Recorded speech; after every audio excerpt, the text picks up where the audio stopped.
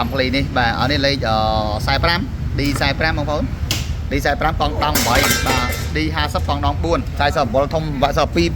200 វ៉ុលឯណោះបងប្អូននេះបាទនេះវាប្រហែលវា63 វ៉ុលឯបាទកង់ដង4 200 វ៉ុលបាទសេវាបងប្អូនធ្វើការនេះតាក់ទងមកបងប្អូនអើយបាទតម្លៃ135បាទអំភ្លីស៊ីនណានេះអំភ្លីស៊ីនមើលផ្លាយមើលហើយ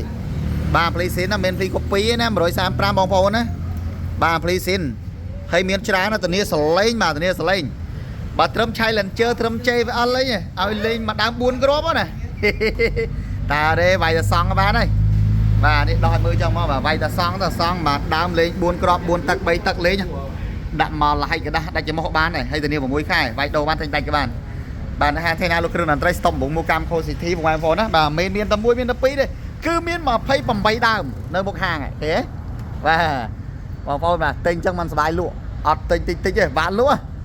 តិចទេអស់លីងប្រើបានគ្រាន់គ្នាអ្នកចង់បានណាឥឡូវយើងយកឲ្យច្រើនមកចឹងដើម្បីបាទតិចទៀតនៅមានម៉ូតផ្សេងៗមកជាច្រើនទៀតណាបងប្អូនបាទអរគុណជំរាបលា